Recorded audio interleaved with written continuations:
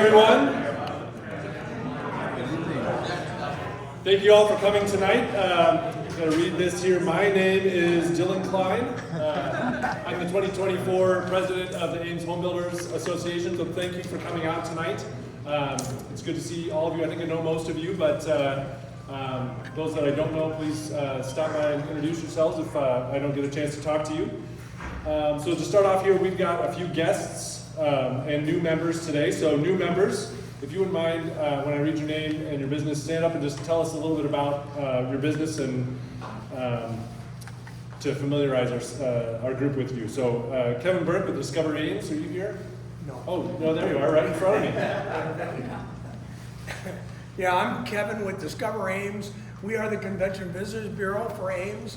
Obviously, we're all about making the best experience we can have for our visitors to Ames and attracting more and more visitors to Ames. But another focus of ours is also to encourage development, because our visitors can't have the best experience if we don't have restaurants, hotels, attractions, event spaces, just like this great space here. So that's part of why we joined Home Builders, so glad to be a part of it.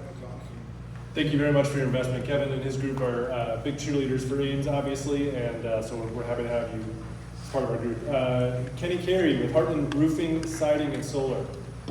Hi, I'm Kenny Carey. We do kind of like the title says, anything exterior. So yeah, happy to be aboard. Great. Thank you very much. And then Micah Tainter with Thrive Fencing. I'm Micah, as you said. This is our 7th year in business in Ames. Finally, it's Red and Stacy at the gym. Said, "You got to join us." Yeah, I do. So our niche, our bread and butter is residential. This January, we did a fence for a family called me, and I said, "Hey, why do you want a fence?" I go, "Well, we just heard about another kid who drowned down in Des Moines. We have a 1-year-old. We live on a pond. We got to have a fence." So we put a fence in January. We like to kind of push the envelope, what we can do, have fun. This week we're starting a fence for Bio, just east of Nevada. It's a huge fence with operated gates in the works. So like to push ourselves, but we love working with homeowners and keeping their pets safe and their kids safe. Thank you very much. And then so we've got a few guests here with us. Brian Goen with the Dakota Supply Group. We've got Anita Rollins, the City of Ames City Council member. Justin Dodge, although he's not a guest, he's our 2024 state HBA president. So many of you know Justin. Is anybody else that I missed? We have Mary, which is Ann's sister from London, and she's part of our Ansley design team with Casey and Ann and Very good. company. So we can welcome her all. Very good. Welcome. Thank you for joining us. All right, so on to our program this evening. So our guest speaker is Peter Erasm. He's an Iowa State professor of economics. Peter received his undergraduate degree from the University of Kansas and his master's and PhD from Yale University. The areas of interest he studies include labor economics, transition economies, human capital investment, rural labor markets, policy evaluation, economic development, and applied econometrics? Sure. Did I say that right? Econometrics. Statistics with dollar signs attached. Excellent, excellent. Well, without further ado, I would like to welcome Peter Erasm. Thank you for being here. Well, thank you so much for the invitation. Thanks to Stacy for asking me. And thanks to the Ames Home Builders. I remember when I was running for city council and I hadn't really planned this out very well, and Ames Home Builders were able to do a lot of door knocking for me, so I really appreciate your group. You were very instrumental in giving me a chance to serve the city. So I'm going to talk a little bit about the recovery from the pandemic. It's hard to believe that it's only been 2 years since we started having face-to-face meetings again. And this is, I think, my 22nd talk to a business group since January of 2022. And a sure sign that things are going to hell is when you're asking economists to give talks to business groups, because normally you want to have like entertainment or something along those lines, right? But I mean, we are dealing well with the pandemic, right? So, I mean, just this year I had shots for things I didn't know you needed shots for 4 years ago. I had an RSV shot, I had a flu shot, and I had a COVID booster. I think I'm now on COVID booster number 5. And I just retired from Iowa State, so now I had to pay for that. And Iowa State, you know, gives these shots, but I think they're trying to cut back on expenses, so they are not paying for vaccines anymore. They just have undergraduates cough on us.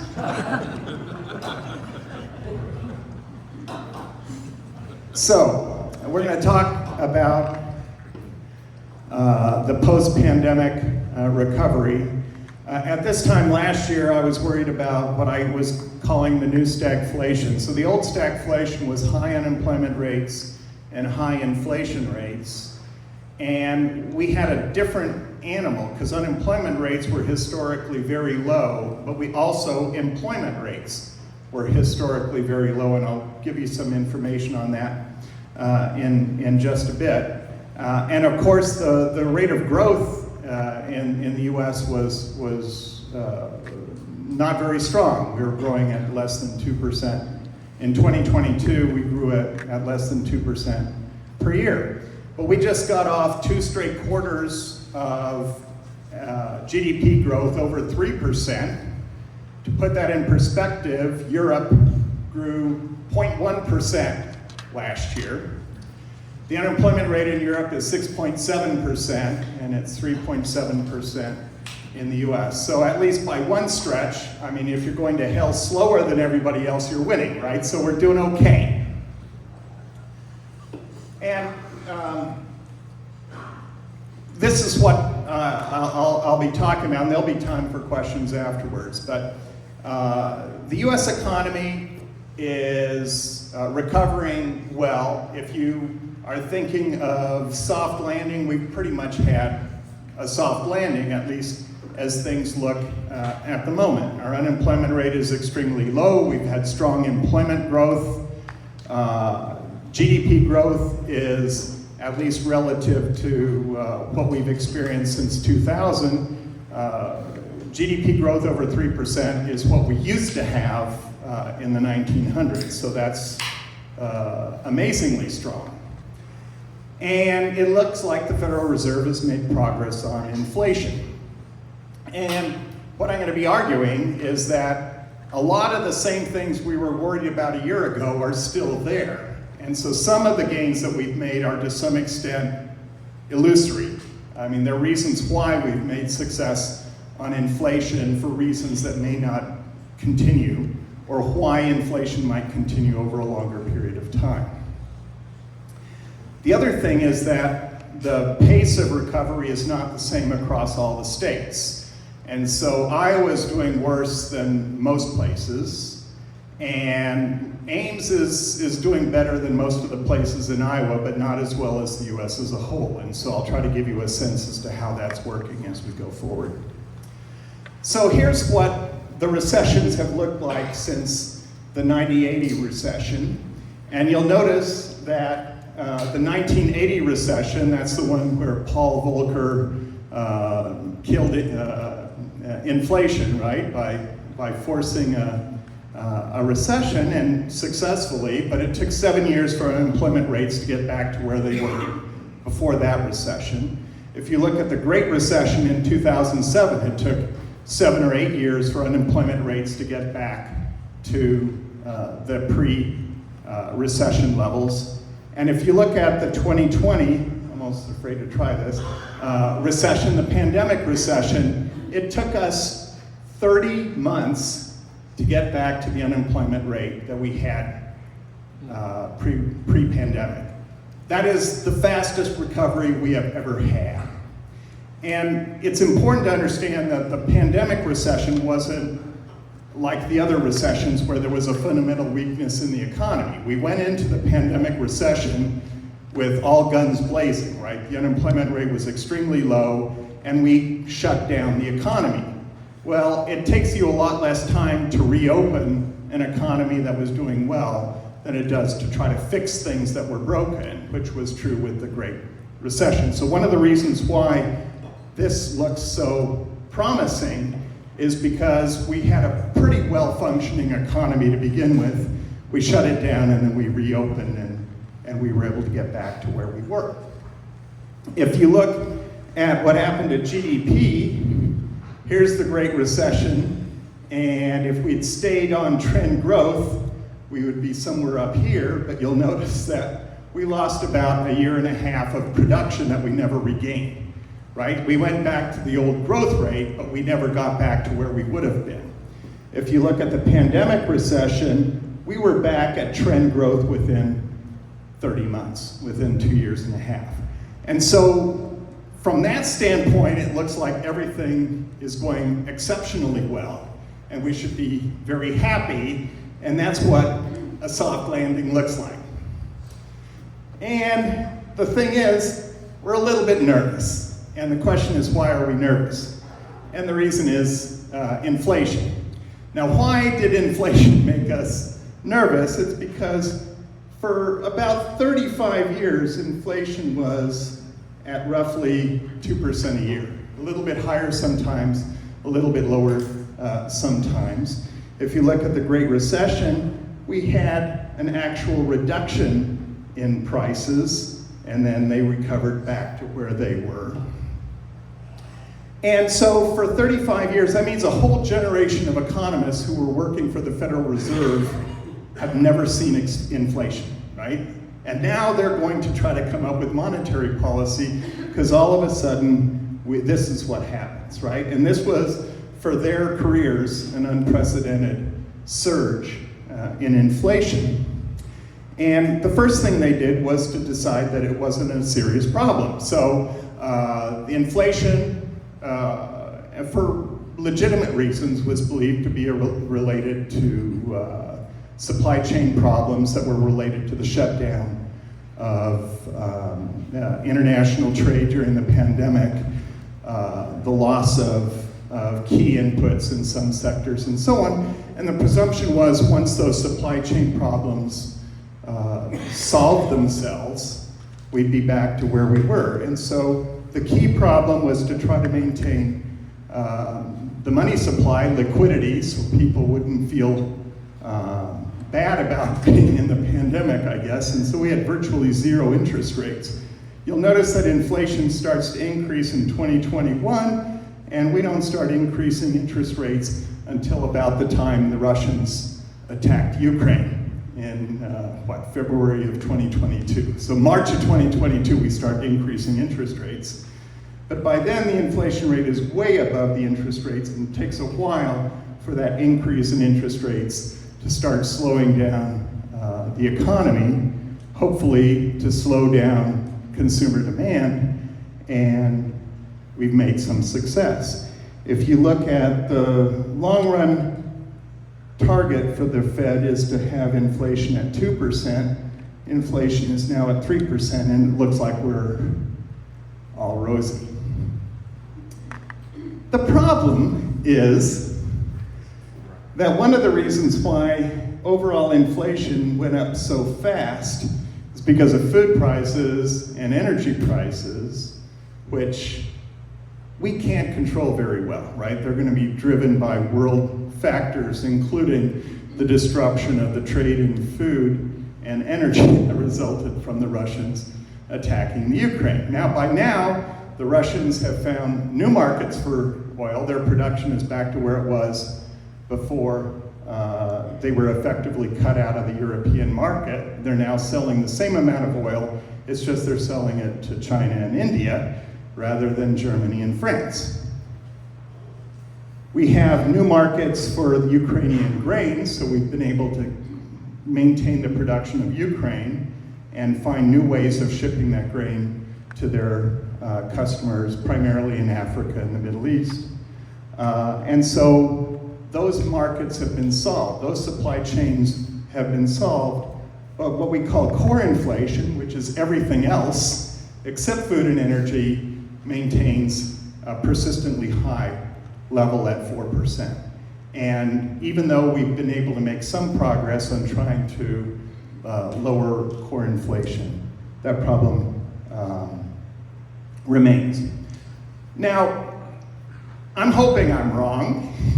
Well, no, I'm not, because that would mean admitting, I think I've admitted I was wrong a couple times to my wife, but very quietly and hurriedly, and then I leave the door. But there are reasons why I think we've got some serious problems. And the one that is the hardest for us to solve is that we just don't have enough workers. And if you don't have enough workers, that means a lot of production doesn't happen. And I would argue that the biggest supply chain problem that we have is the labor supply. So this is how we measure labor in the US economy. So the employment rate is the share of all people 16 and over who have a job, okay? And the labor force participation rate is the employed plus the unemployed, so the people who want a job divided by that population. And you'll notice that since the pandemic, we're about 0.6% below where we were in the employment rate, and we're 0.6% below where we were in the unemployment rate, which seems minuscule, except that we're a huge economy. So 0.6% of the employment rate means 1.3 million fewer people employed. And 0.6% of the labor force means 1.7 million fewer people who want a job. Now, historically in the US, since we tend to have a lot of many inputs, but labor isn't one of them, we're a relatively small population versus the size of our footprint, is immigration has been one of the ways that we solve the problem of not having enough people, but the pandemic shut off immigration because people weren't traveling from one place to another. And a study done by the University of California, Davis, suggests that there's 1.8 million fewer legally employed people in the US than what would have been true had we maintained our pace of legal immigration, H-1B visas, and other legal immigration into the United States. And we've done nothing to resolve that. So if you add the 1.8 million to the 1.7 million, it'll be 3.5 million. So keep that number in mind and we'll encounter it in just a bit. Now, where did all these people go?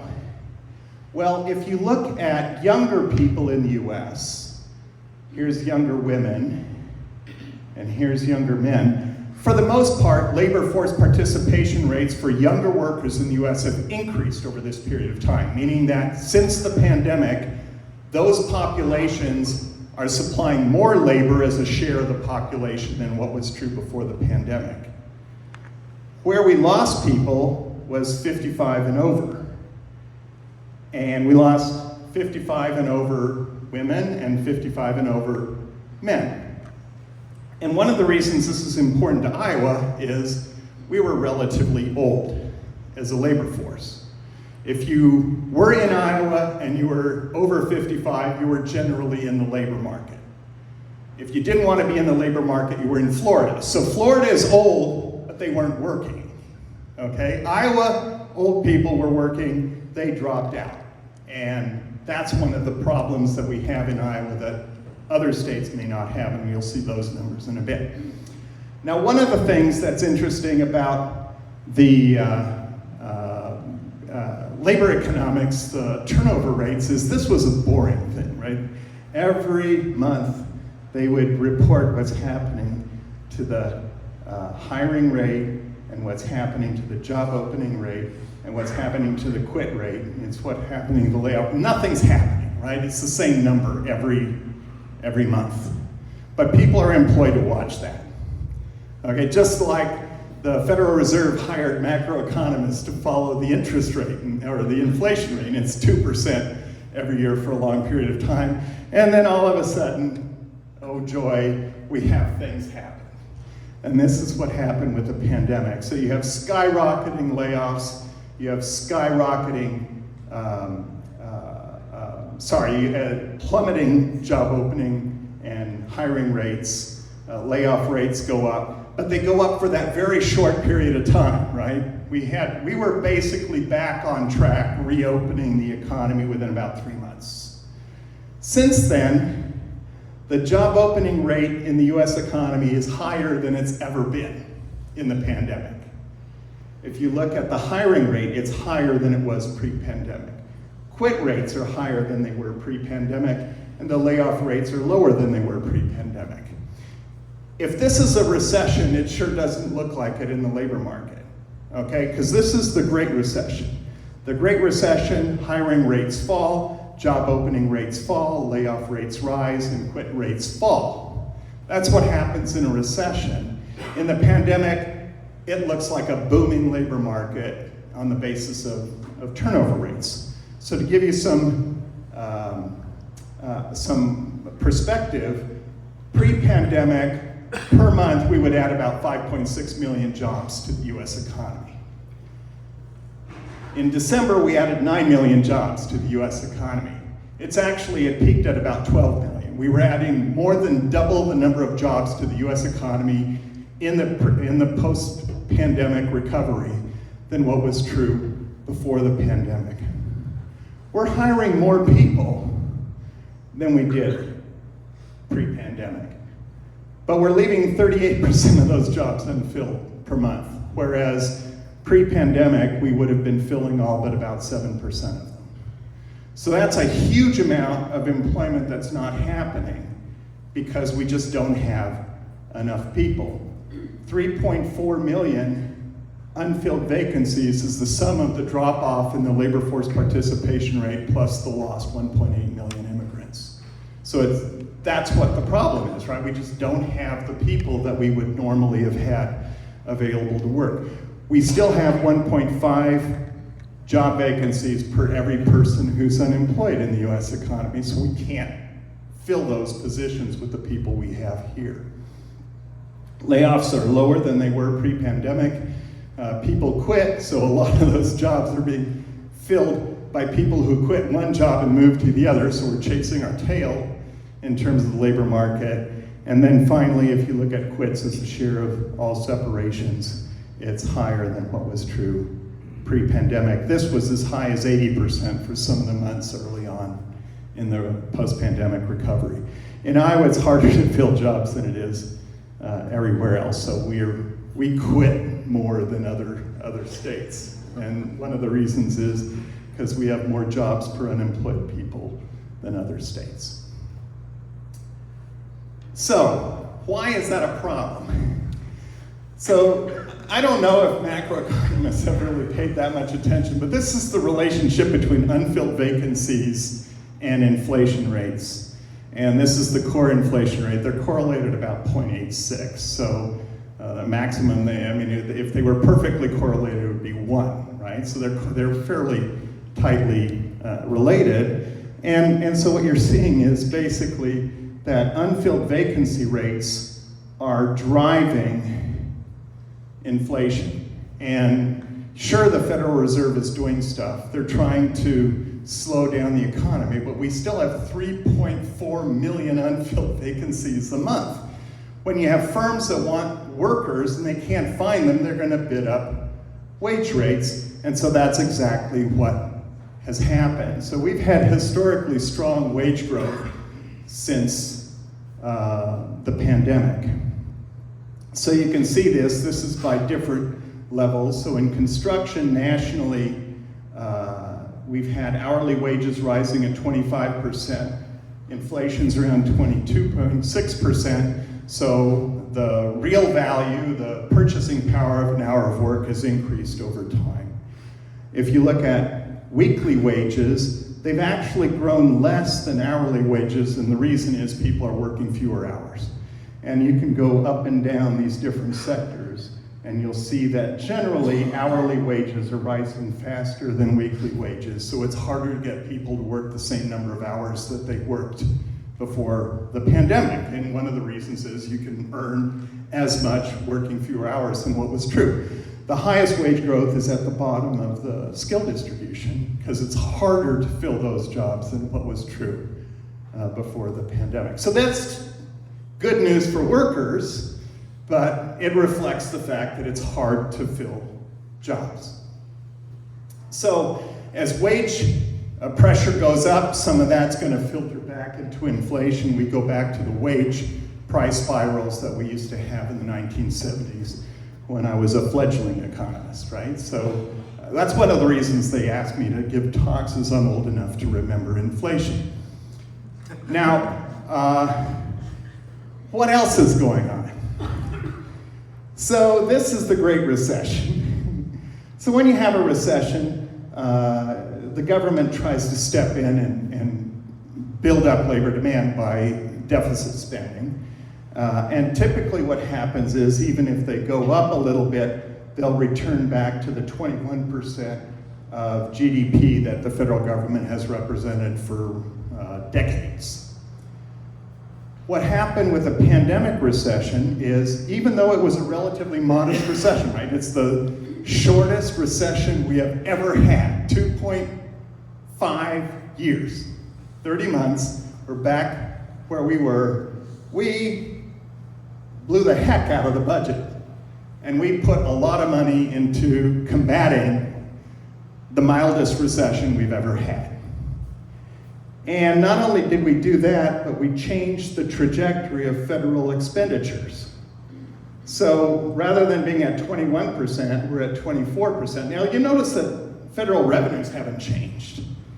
So we're still at our 18% of GDP for revenues, but we're at 24% of GDP for expenditures, which means we're borrowing 6% of GDP every year going forward. This is the Congressional Budget Office current projections based on what we've already passed, right? This is what we've put into play. Well, if you're only growing even optimistically at 3% per year, and you're borrowing at 6% of GDP per year, you know that that's not sustainable. It means that the federal government is going to be a larger share of the US economy every year going forward until we reverse this, which I'm sure Congress is aching to come up with a way of cutting expenditures because they're so successful at getting things passed. So this is a problem. So when that happens, you're going to have a lot of upward pressure on expenditures, but just transferring from the private sector to the government sector means assets have to transfer from the private sector to the government sector. Inputs, labor, capital has to transfer from the private sector to the government sector, and that's not inexpensive. And so that's going to be a source of inflationary pressures going forward. Now, the other thing is that if the government's borrowing that much, it becomes more expensive to borrow, and that's going to crowd out private investment. But it's also going to crowd out government investment. So the discretionary part of the federal government is now projected to decrease because the stuff we have to pay for is going to be getting bigger over time, including the fact that now 4% of GDP will just be interest payments on the stuff we've borrowed, whereas historically it's been around 1%. So a bigger share of our economy is devoted to paying for stuff that we consumed in the past, then that is going to restrict our ability to spend on things like roads, bridges, education, all the other stuff that we hope the federal government does for the welfare of the population. Okay, what else?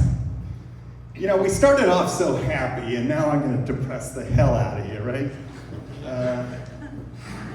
Well, that's what economists do. Okay, so this is the Great Recession. And this is transfer payments as a percent of total income. And we do what we always do during a recession, which is we transfer income to people who lose their jobs and so on to try to help them through the hard times. And then once we're done with the recession, things go back to where they were. And so you can just see what the height of this is, right? this was the biggest recession since the Great Depression. And this is what we used to fight. Okay? And this is this mild recession, and look at what happens to the height here. We go from about 16% of income in the US, that's transfer payments, to 27% of income in the US, that's transfer payments. And the problem is not everybody needed that money, right? And so look at if this is supposed to be stimulative, right? We're gonna put all this money into people's pockets so they'll spend it and keep the economy going. Look what happens to savings over this period of time. Our savings rate has been historically around this 7% of income, and it goes up to 27%. We saved all that money, we didn't spend it, although we're spending it now. And so what's driving economic growth in the US, we're a very consumer-driven economy, and we are unbelievably successful at spending money now. So the savings rates have dropped to 1 or 2% per quarter since we've reopened the economy, and people are now trying to save that. But they ran out of that, and so now one of the new things that's happening is we're now borrowing. This is credit card balances. They're the highest they've ever been. And that's because people are trying to maintain that spending stream that was previously paid for through saved transfer payments, and now they're borrowing against their income. And so that's why I think we've got some problems. So, upshot, we've had a soft landing, but I think we're in for a bumpy ride, okay? A lot of consumer debt was in abeyance during the pandemic.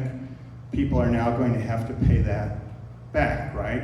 Whether it's school debt, or it's mortgage debt, or it's other sources of consumer credit debt that you didn't have to pay because all the courts were shut down, right? So that you couldn't actually foreclose on anybody for a while.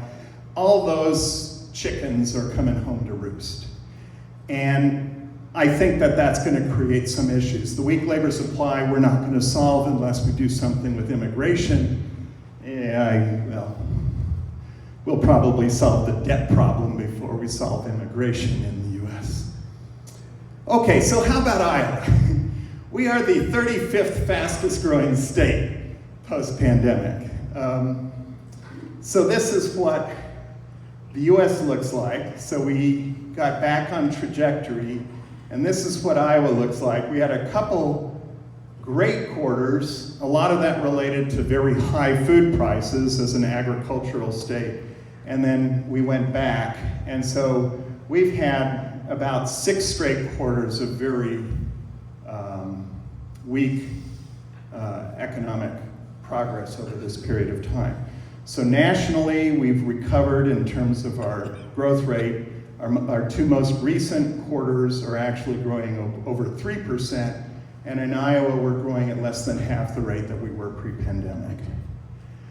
And I think one of the reasons is our labor market. So labor force participation rates were 1.6 percentage points below where we were pre-pandemic. It's 0.6 percentage points below for the nation. Our employment rate is also 1.6% below pre-pandemic, which is 1 percentage point below the nation. And I think that reflects our age structure. And so the other issue in Iowa is 38% of our population growth since 2000 is immigration. We're atypically reliant on immigration to solve our labor supply needs, and immigration has been cut back since the pandemic. So this is a rather busy picture, but it'll tell the story.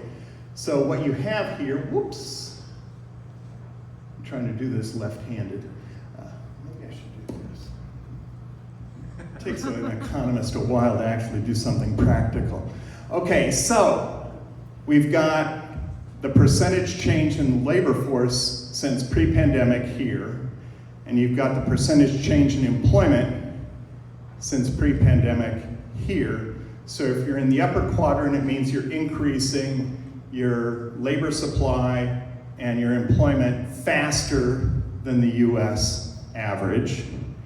And if you're in the lower quadrant, you're increasing your labor supply and employment more slowly than the US average.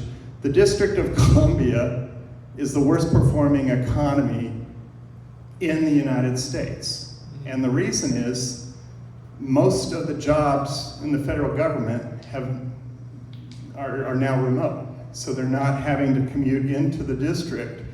And an entire economy that was oriented toward meeting the needs of people who are commuting into the district, and the hospitality industry of all the people who used to meet in the district, that's been devastated. And so they're actually in a world of hurt right now in terms of trying to recover from the pandemic. At the upper tail, the circles are the states that reopened more rapidly, and the asterisks are the states that reopened more slowly. And in general, what you'll find is that the states that reopened more rapidly have had a better time of trying to recover from the pandemic than the ones that held on to the pandemic restrictions over a longer period of time. And that makes sense, right? For some of the industries or the sectors where you're trying to meet the needs of individuals like hospitality or restaurants and bars and some of those places, they can't stay closed for a very long period of time or they just shut down. And so some of those sectors have gotten really nailed.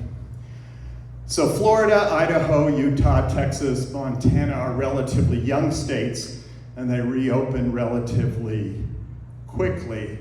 Iowa is one of the worst performing of the states that reopened relatively quickly, and that I think is because we're a little bit older than these guys. If you look at employment by sector in Iowa, they generally lag the same sector for the US as a whole. We've actually not yet recovered the number of jobs that we had pre-pandemic. Manufacturing has done relatively well in Iowa compared to the US. Retail trade, they're shrinking. It's like, once again, you're going to hell more slowly than everybody else, so you're winning. And then Walmart is doing great. Construction's actually doing relatively well in Iowa. Not as well as it is nationally, but it's one of the fastest growing employment sectors in Iowa. So construction actually seems to be holding its own in this period of time. There are other sectors that have really gotten killed.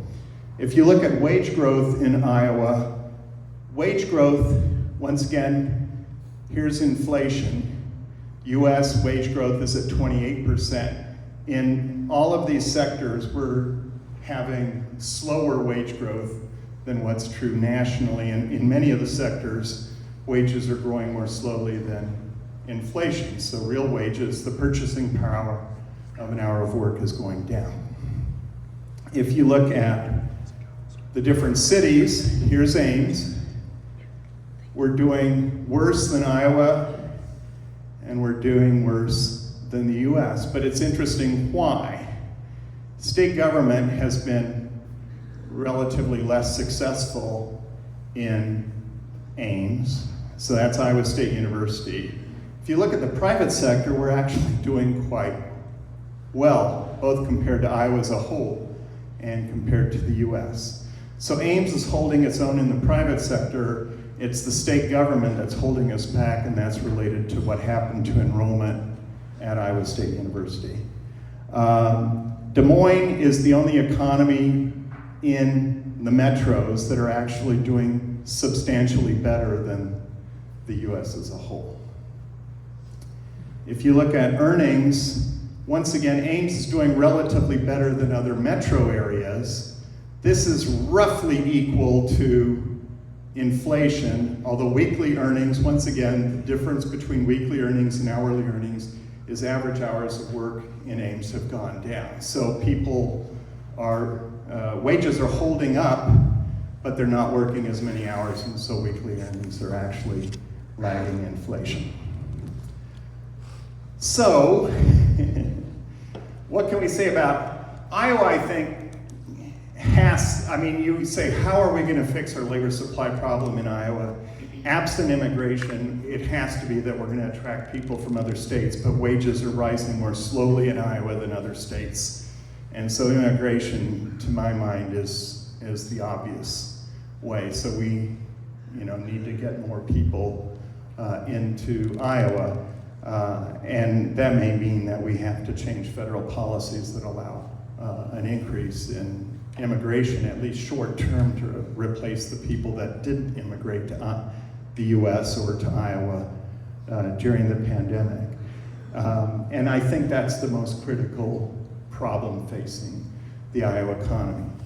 As far as construction, things look pretty good, actually. Construction is one of the few sectors in Iowa that's had relatively strong employment growth at 6.8%, relatively strong wage growth compared to other sectors in Iowa. And so I think, at least short term, it's a soft landing for construction and a bumpy ride for everybody else. That's what I got. Questions? Yeah. So, Peter, you didn't mention fuel costs and the rise in fuel costs since the pandemic. Obviously, that is a big factor in production costs, farming costs, inputs, outputs. And I was just curious what your thoughts are on that. Well, the fuel costs are interesting because they were very responsive to the Russian incursion into the Ukraine. And so they are what drove inflation rates overall to 9%. So if you look at core inflation and how it's gone up, you don't see anything like what happened to energy prices. So energy prices spiked and they've now come down relative to where they were initially. So energy prices were a serious problem in 2022. They're less of a problem now. And I mean, certainly if you look at I think now in Iowa, I think it was $3 the last time I filled my tank. So I think you've seen at least some of the reductions there. And that's one of the reasons why when you look at, well, I won't go all the way back. When you look at inflation, I think our overall inflation rate is 3%. Energy, just gasoline is 3% of our budget on average. Energy is roughly 13% of the average consumer budget in the US. The rise in fuel costs caused the overall inflation rate to spike. The reduction in fuel costs has caused the overall rate of inflation now to go down to 3%. But a lot of that, I think, is an artificial, it may cause us to be artificially self-congratulatory in terms of how effective we've been at combating inflation. I think that core inflation has still stayed at roughly 4 to 5% over that entire period.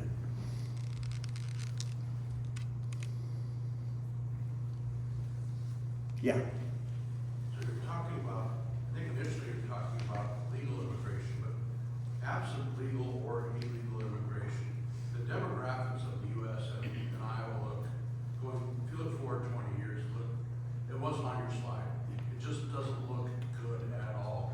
And that would seem to have, if we're talking about higher wages because of lack of labor and things like that, from what I see, that looks like it could be the case for the next 20 or more years. Is that? Well, certainly natural population growth in Iowa is not going to solve the problem. We don't have enough young children growing in Iowa to replace the people who've lost. But I mean, we're not, although we did change the law, right? So I think 14-year-olds can now, drive a truck or something. I can't remember what the law was. Although we have made it more profitable to retire at my age because taxes on retirement income have been decreased in Iowa. So we want 14-year-olds to pay for my 401k or something along those lines. I don't think that there's a solution to the Iowa problem absent immigration or absent cross-state migration, and we've been very unsuccessful at cross-state migration. I think Iowa is in the bottom 10 in terms of cross-state migration over the last 40 years. So coming up with a strategy there, I think, would be interesting. One of the things that people don't spend as much time thinking about, so this is sort of a daunting picture, right? So they call it monthly encounters. So these are apprehensions plus expulsions at the southern border. And coming out of the pandemic, obviously the pandemic also reduced the amount of cross-border illegal traffic. But I think it was in 2022 that we disabled, or 2023, we disabled the asylum option, the restriction on asylum that was related to, the pandemic health thing, so we weren't going to allow people to declare asylum. And since then, it was already increasing, and you've had this surge then of people who are coming across the border. One of the things that people don't know is that a lot of the people coming across the border are people from other places that didn't normally go there. So 43,000 Russians, 42,000 Indian citizens, and 24,000 people from China have crossed the southern border in 2023. And the reason is we have this huge unsatisfied demand for labor in the US, 3.4 million unfilled vacancies. And you can jump the queue by crossing the border and declaring for asylum, and the backlog now on asylum cases is over 600,000 cases. So you can stay in the US until your case comes before a judge. And from some of these, like China will refuse to accept any of these people, so they're almost all going to be given asylum. I mean, so the probability of getting asylum is higher for people from these countries than it is from the people who you'd normally think are crossing the southern border. And they were going to try to fix that with this act that it ended up almost passing but didn't pass. What we're doing is by restricting legal immigration, H-1B visas, the quota is still where it was in 1992, right? In 1992, we set the quota for how many people could come to here from every country in the world. We haven't increased it since then. Well, that makes it more profitable than to do these other things to try to get into the US, especially when the labor market is as strong as it is. So that's what we've been doing. I think Iowa needs to get into this game, right? I mean, we've done it in the past. We did it for, I think, Vietnam. We've done it for people from other countries in the past. This is going to be how we have to bring in more people, is legal immigration and sort of a more welcoming environment than what we've had recently, yeah. Can you go to the energy slide you had there? And Woo, where'd it go? it was there. Oh, there. So 2020. Yep. Energy's low. And then you got the pandemic way up there. Yeah. And I'm just curious. Well, this is the first part of the pandemic. Nobody's traveling anywhere. Price of gas plummets. But when I look at the 2020 gas price, fuel price, and I look at it today, we're saying it's dropped a lot compared to the pandemic, but how much has that contributed to the inflation rate from that point to the 2020, the low? Or even 2019. Yeah. I mean, you look Let me see if I have a better slide. Oh, is this a better slide? So this will sort of tell you what's going on. Okay, so this is I'm colorblind, so I have that's why I try to put the labels on there, but then they all sort of merge together. But one of these things is the CPI, right? So this is when energy prices peaked, and they're driving the increase in the overall CPI. It turns out food prices were also higher at that point in time. Food at home is 6% of our average budget. Food away from home is actually 7% of our average budget, but during the pandemic, you couldn't eat away from home, and so suddenly, basically, Hy-Vee replaces McDonald's or something. Well, maybe McDonald's, because you could drive up. You could still get served at McDonald's, but sit-down restaurants lost a lot. TGI Fridays goes out of business. Domino's stock price rises 35% in 2 months. Domino's delivers. TGI Fridays did not. But this will tell you how the timing works, right? So energy prices drove that highest peak of the overall inflation rate, and then the drop in energy prices is what caused the overall inflation rate to go down. But core inflation is just plugging away, right? It didn't rise as rapidly as everything else, and it's not coming down as quickly as overall inflation. And that's because energy prices are responding to these world events, and core inflation is responding to local events.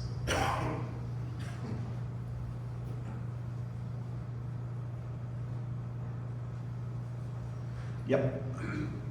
Thinking locally, Ames or our region, what are a few key things that we can do, we should be thinking about as business leaders, community leaders, to encourage our economy to continue to grow and be robust and to be able to attract workforce, et cetera? Well, I think Ames, the thing holding back Ames is Iowa State. And I think Iowa State has started to build back their enrollments, and I think you should encourage Iowa State to do everything they can. They could not afford to lose 5,000 students over that short period of time, and there are reasons why that happened. Some of it was related to the pandemic, but most of it was related to other things that I probably shouldn't talk about because I'm on a committee that they tell me not to talk about it. But I'm on the committee that's trying to make it better. So encourage me to, literally, we are probably at our current peak in terms of how many Iowans we can bring to Iowa State. I mean, it's interesting that when you look at 1982, they set the current policy at the Board of Regents, which said that something like 44% of the overall Board of Regents money would go to the University of Iowa, 34% to Iowa State, and whatever's left over to the University of Northern Iowa. And they have kept that same percentage over that entire period of time. Since that time, the University of Iowa has reduced their enrollment of Iowa residents by 2,400 students. And Iowa State has increased its enrollment of Iowa residents by 2,400 students. Why did Iowa do that? Because they knew that their revenue from the state of Iowa was unrelated to how many residents they had at the University of Iowa, and they can make a lot more money by bringing in people from Illinois. And why that's a policy that resonates with the state, I have no idea, but you would think some people in Des Moines would be a little bit irritated at that particular stance. But it's been, since 1982, the policy that regardless of how many residents University of Iowa brings in, they get the same amount of money regardless. And so the average per resident student subsidy at the University of Iowa is something on the order of $16,000 per student, and the subsidy per resident at Iowa State is about $7,000. Go Hawks. So can I go back to my 2020? Yes. Sorry. I'm struggling with this because what's the relationship between our energy prices being at the 2020, say, fall 19%? What effect will that have on all the other food? You know, food prices went way up because energy prices went way up. for delivering and. Well, food prices went up for other reasons. I mean, remember that we cut up, I mean, grain prices, for example. Do you remember when I had the Iowa GDP and we had that big spike in Iowa GDP for a couple months early on in the pandemic? And that's a direct result of the rising, I mean, agriculture is about 7% of our employment in Iowa. But the swings in terms of the value of total agricultural production are much larger than what their share of the overall economy is. So when you had that spiking grain prices when the Russians attacked Ukraine and it shut off, I mean, Ukraine is what? The largest producer of sunflowers in the world. They're in the top 5 in terms of soybeans and corn. I mean, they were the breadbasket of the former Soviet Union. So for about a year, until they finally came up with an agreement for how they could sell or transport the Ukrainian grain, that stuff was driving world food prices, and we benefited from that in Iowa. So go back to 2020. Yeah. Energy prices are at 19%. Below where they were pre-pandemic, If right? you could get energy prices down to that level, how would that affect all those other charts? Oh, it's absolutely the case that it would have an effect. But, I mean, consider core inflation versus overall inflation. That gap is basically energy prices and food prices. And now it's going in the opposite direction. So it's driving overall inflation below core inflation. So we're benefiting now by falling oil prices and falling food prices.